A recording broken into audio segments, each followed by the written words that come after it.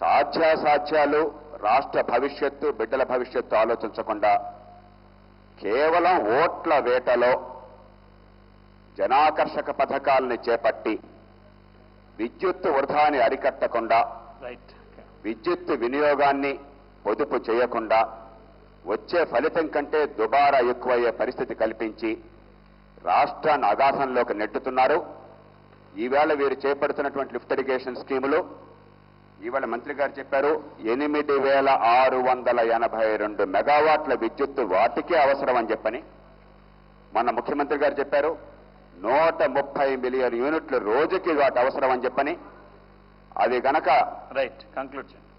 అధ్యక్ష అది గనక ఇలాగే కొనసాగినట్టయితే కనీసం రోజుకి మీరొక 60-70 మిలియన్ యూనిట్లు కొనాల్సి ఉంటుంది.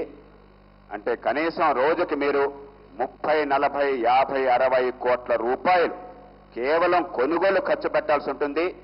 ఈ రాష్ట్రం ఆర్థికంగా పూర్తిగా దివాలా తీస్తుంది. దయచేసి సంక్షోభం నుంచి బయటపడేయండి. మీరంతా కూడా రాష్ట్ర భవిష్యత్తును ఆలోచించాలి. కానీ ఈవేళ ఏదో రకంగా ఓట్ల వేట, ఏదో రకంగా ప్రజలను మభ్యపెట్టడం, వ్యవసాయాన్ని దీర్ఘకాలంలో నాశనం చేయడం, తాత్కాలికంగా లాభం చేసినట్టు కనిపించి ఖజానా ఖాళీ చేయటం, ఈ ప్రమాదం నుంచి బయటపడినందుకు నేను నిరసన తెలియజేస్తున్నాను అధ్యక్ష.